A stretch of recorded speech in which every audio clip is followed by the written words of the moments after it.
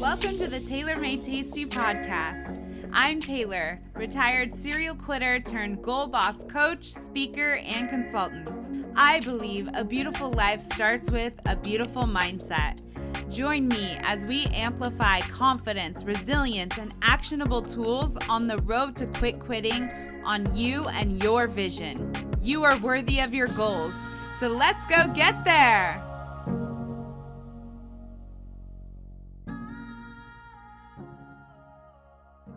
Hey y'all, welcome back to another episode of Taylor Made Tasty, the podcast, episode 52. We made it. Happy birthday. Happy first birthday to my podcast. I am so excited that you all are still here, still listening, still taking some gems from these episodes over and over. And I am so glad and happy to have you as a listener. And I cannot believe we are turning 1 year old today. So I am so excited to be celebrating this milestone with you. And also, it is my birthday week. And it's my birthday in a few days. And I thought we would just spend this time together and really just kind of talk about some of the lessons that I have learned this past year and my, because I'm getting older, my wisdom that I can pass on to you. And I want to start with, we moved in this last year and a half, and I didn't really start to build community in my area until this past year. And so I wanted to really talk about building community isn't easy, but it's rewarding. And I first started with Facebook groups, so that's where I would guide you to go. As we get older, it's really hard to make friends, and a lot of that is going to happen on the internet versus real life if you don't have communities already.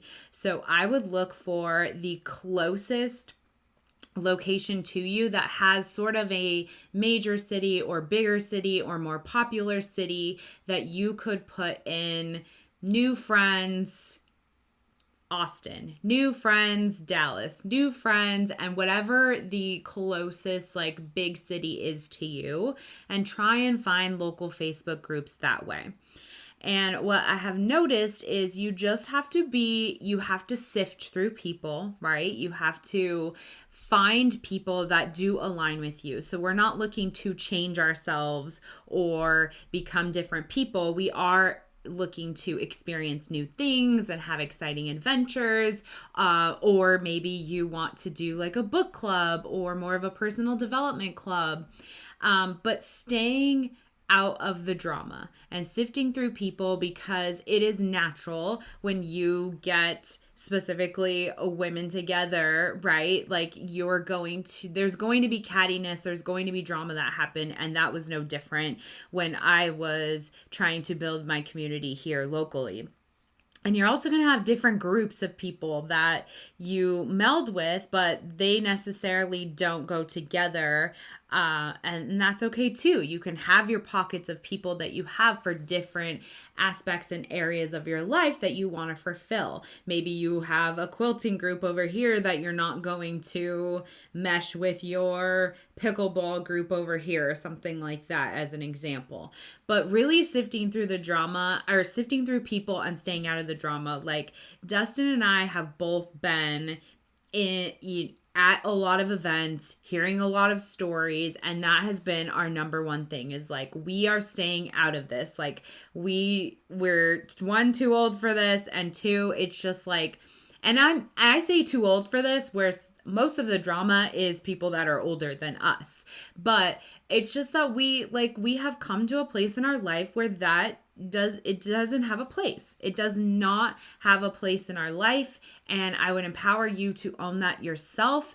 And, these are people you're trying to get to know at a later time in your life. You already have your ethics and your values established and most of your hobbies and things that you know about yourself. So when you're doing that, look for some sort of mirror images of those things in the people that you are potentially looking to become friends with. It's not easy. Like I said, you really have to sift through people. You're looking for quality over quantity. Like I learned that later on in life. I had just in high school, so many different groups of friends because of the sports that I was a part of, the person I was dating and what they were a part of. And then even later on in life, like just so many friends with jobs that I had and hobbies I had. And over and over and over, this comes back more and more that, it's hard too with social media because you can see things like I've seen bachelorette parties on TikTok where they have like 20 people there at their bachelorette party. And I'm like, man, I don't even think I could get 3 people if I had a bachelorette party. Because it's just like you have to own that your quality is so much more important than the quantity of who you have in your life. And there's also variances too, right? So you have friends that you could not talk to for months and months and months. And it's like nothing, it's like time never stopped, right? And you come together, but you don't actually talk on a daily basis or a weekly basis. And then you have those other friends where you do, that you pour into each other time and time again. And there's ebbs and flows and there's seasons of friendships too, where there's people I used to talk to all of the time and now I don't talk to as much, but I still have an endearing love for them. It's just that my energy isn't matched, so that's okay. That's all right. Again, still love them, but pour your energy into people who are pouring it into you. And sometimes I will be, and I want to talk about this a little bit later too, but you will have to put in more time and energy at different times to maybe even establish the relationship or to keep the relationship going. But I do want to just give you an idea that Facebook groups are what started this. Like, I met so many people and have now filtered through so many people and have my core group that I enjoy hanging out with here, but they are fulfilling a piece of fun and adventure and can talk about local things and can still talk about real life. There's one part of the group has fairly new friendship, but she just started treatment for cancer and we have all just like wrapped our arms around her. So we're building that community with her as she's going through this really hard time. But also there's just like, sometimes it's just lighthearted and it's like just a great couple of friends to go to a bar with or see some live music with. And it doesn't have to be this deep rooted, like, relationship every time. You're gonna get that with some people, but you don't need it with everybody, and that's okay. And that is something that I have learned. I'm like, I am #no small talk, so I want to know everyone that I come across. I want to know them on a deep level. I don't know what your dreams are and your visions are and like what you want out of life and how you got here. I want to know all that led to the person that you are today and what you're looking to do in the future. But I had to own that that's not necessarily something that's going to happen for every single person that's in your life. And there are levels of friendship, and that's okay. Community isn't easy to build, especially when you're older, but it is very rewarding. The other thing I learned this past year, that age ain't nothing but a number. Just like I was talking about community, the past year of people who have taught me the most and I have spent most of my time and poured most of my energy into, and they have poured their energy into me and my family and my bonus daughter and my Opa and my mom and Dustin. Like, they are 40 years my senior, and they are the group of people, or this couple, Vicky and Dan, who I love very, very much. I just adore them, and I have started running with them. just a little bit less than a year ago. And it has been a beautiful friendship that has just like blossomed over time, that has really infiltrated a lot of aspects of my life. But what I learned is like, I am, again, 40 years younger than them, right? Like, they could be my parents. They do have a son that is around my age. They're just so supportive. They're great listeners. They teach life lessons. They have taught me so much about running because they've been running for almost 30-40 years now, and I'm just getting started, right? So I have learned so much from them, and it's crazy when I'm going out thinking like, I want to find friends my age. That's what I always have said. And truly, the people that I hold nearest and dearest that I have met locally are these people. And when you meet good people, they introduce you to other good people. And from that, I have really like met all these cool other people that have like great stories and good conversation and laughter and just like so supportive. A bunch of these group of people supported me when I released my journal and like talk about me in the kindest way to others about what I do and the work that I do. And it's just like, you have to find, and I'm not saying that, your community and your friends, they have to be older than you, but I am saying don't turn yourself off from opening up to a friendship and a bond and a supportive relationship that is someone that maybe you wouldn't think that you have anything in common with. And it's not, we have a commonality of running and that's how it started, but there were things beyond that. And now they have brought so much fun into my life, into Dustin's life, into Peyton's life, and my mom and my Opa, that it's like, it's so awesome when that just infiltrates into the rest of your life. And we have learned, they taught us how to play pickleball. That has been something that we have taken, Dustin and I have really taken on and loved and been so excited about playing that and getting better. And our goal is to enter a tournament this year. And they introduced us to Bunko, which I had never played before. Dustin had played like once or twice. But then those people that come there, because they are the true nucleus of the group, the people that come in are also just as good as them.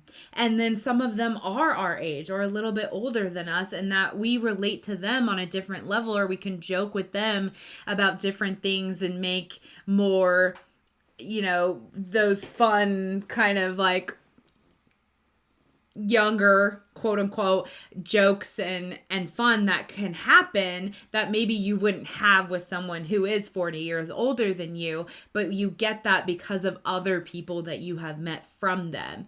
And it's just, age ain't nothing but a number. That's all I can say. And I would never ever discredit or like write someone off just because of the age that they are, when you can have so many commonalities and so many things that you can learn from them and that they can teach you and you can teach them. I've taught Vicky and Dan a few things or helped them with like, technology things or their phone or something like that.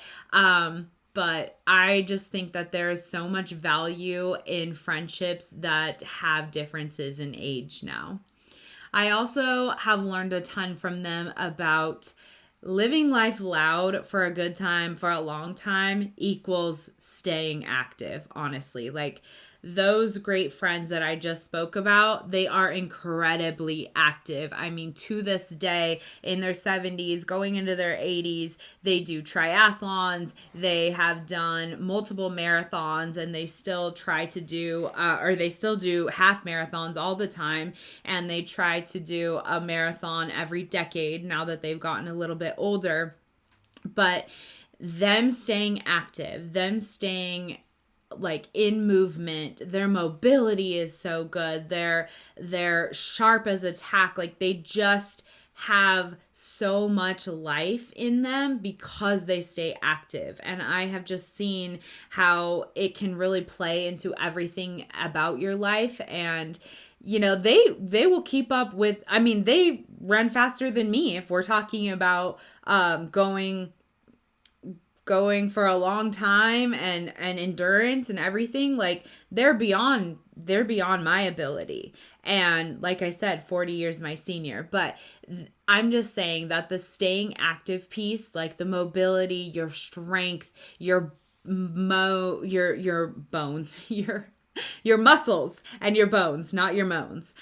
Your muscles and your bones, like they matter.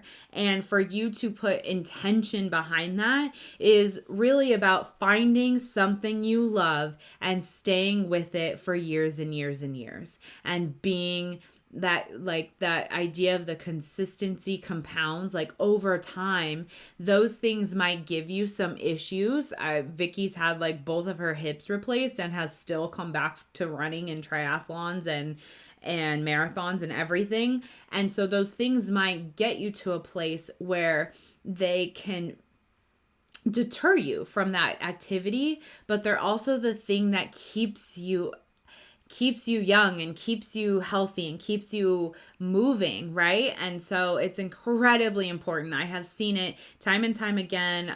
If you go back into my personal story of being a caretaker for Dustin's grandfather when he had stage 4 lung cancer, I saw the end of life with him. I saw part of the end of life with my Oma, and I have seen people that I love getting older, and truly, mobility, your bones, your strength play into your life so much. And I feel like my really good friends have pushed that home this past year, and just keeping activity front of mind, whether it's on a daily basis, but definitely multiple times a week. Another thing I learned this year was be the person, when it comes to community, be the person willing to do the work to create the community. Often on these Facebook groups, I'll see things that are like, still haven't made any friends yet. I keep posting, blah, blah, blah. And it's like, I have seen it firsthand that you have to be the person that is willing to put in the work to create the community. And I'm talking about hosting events, whether that's at a venue outside of your home or opening your home to people, investing in making friends. You may have to spend a little bit of money. You may have to get some hors d'oeuvres. You may have to host a book club and then you have some drinks for people. You may have to go to a venue and they have a food and beverage minimum and you might have to put some money behind that. Like you will get out of it what you put into it. And I have seen over this past year, like, be the person willing to do the work to create the community. And part of that is reoccurring events so that you can get time together, that you may not have like every weekend that you're able to do something, but if you could do something one night a month, whether it's on a weekday or a weekend, then you start to see these same people over and over, and you can start to invest in them and they start to invest in you. And then that friendship can then flourish outside of those reoccurring events. And I'm just going to push home that Bunko is probably the easiest and most fun reoccurring event to bring into your community building efforts, because it is really it's just a social hour where you are doing a dice game, but you're able to talk through the entire thing. So you're getting to hear stories and you're going from table to table and it's almost like speed dating while playing a game, because you're getting to know people while you're playing this dice game, but you're moving from table to table with different people. So you're really getting to know different personalities, different stories, where they live, how close they are, where they work, where their kids go to school, what hobbies they have, like all of those different things while you're playing this game. So I'm just going to push home that Bunko is a great option if you are looking for a community building event with sort of low startup cost for that. And then you can also always make things potlucks, right? Like that's an easy thing to do, or just bring your favorite appetizer, bring your favorite drink. Those are options as well, but you have to be if it's not working out for you and you're putting posts out or like meeting people one-on-one, you have to be the person willing to do the work to create that community. And I have seen that in the communities that I have been a part of, is that the ones that show up the most and the ones that host the greatest events and have the best outcome and the best friendships out of it, they are willing to put themselves out there over and over and over. So I really want to empower you to do that. And maybe my greatest lesson just happened a few days ago as I was with my Opa on his final day here in Texas. That's my grandfather, if you don't know, on his final day here in Texas. And we were chatting at lunch, and Dustin just acquired a golf cart, and it is not in great shape. It's a Harley Davidson, like little retro looking golf cart, and it's not in great shape and it needs a lot of work. That's what I said. I said to my Opa, I'm like, yeah, that thing needs a lot of work. And Opa goes, not really, but just like anything, you have to start with the inside and then work your way to the outside. And I was like instantly mind blown, like, what, Opa? Oh my gosh. I know you're talking about this golf cart, but that is so applicable to life in general. And he just has these quips sometimes where I'm just like, wow, Opa, you really know how to say things in a profound way. And he goes on to explain to me how Dustin's got to start with the motor and go inside and see, does it need new batteries? Does it need a whole new motor? We start with that. And then we go, to all these other cosmetic things that might be like the bumper or no, the starter, and how the key going into the ignition and the steering wheel and the whatever. And then we move to the outside where you take off the panels to paint them, or there's some fiberglass work that has to be done. And I just couldn't help but think, like, with our own selves, we often are always jumping to the outside. Like, let me give you a simple example. People want their teeth white, right? And you'll have the whitest teeth ever, but like, is the inside of your mouth healthy? Are your gums healthy? Are your actual teeth healthy? Your roots healthy? But onto the outside world, your white teeth make it seem like they're healthy, right? But what does your actual internal tooth health look like? And same thing with bodies. We want to create this body image that we like. And sometimes people are paying for that. Sometimes they're getting surgery help for that, right? But if they haven't done the work that's on the inside, that image doesn't last. And it just was like this profound thing that I wanted to take as a lesson into this next year around the sun, and also give to you that we have to start with the inside before we can work our way to the outside. And that for me starts with your mindset, your heart, your soul. And just like I was talking about earlier with staying active, what matters to me for you is your mobility, your bones, the strength within your body, that it can sustain you and last you for a lifetime of fun and love and support and adventure and all of those things that I want for you. But we have to work on the inside. And so often we're jumping to the outside. I want to get this nip tuck, this serum, whatever, which I'm all about. Like, do you have fun with it? But make sure that you're not only working on the outside. Because if we were to take this golf cart and Dustin was to make the outside look gorgeous and pretty, but now that motor and that battery are all still dead inside, what is that? That it's essentially useless for the task that it is supposed to do, which is drive us around town, right? And the same thing's going to happen if you only focus on the outside of you and you don't work on the inside of you. You are going to be drained. You're going to have no energy. You're going to have nothing to give to anyone else because you haven't poured into you and filled up your tank and worked on your motor and worked on your batteries. You just did all of the outside panels. As I celebrate this trip around the sun, I hope you enjoyed these life's lessons from the past year. And if any of them resonated with you, please send me a DM at TaylorMadeTasty and let me know. All right, y'all, it is time for the quote of the episode. And this quote is from Anthony Moore. Fear of looking stupid is the number one killer of dreams. The worst part? The people who make you feel stupid are usually the ones least qualified to judge someone else's life. Take that into your week, your month, maybe even your year, and take on those life lessons, push through the fear, and go get the life that you want. As always, thank you for being here. Thank you for being in my community. I'm so glad you showed up today, and let's go get there. Look at you, crushing it.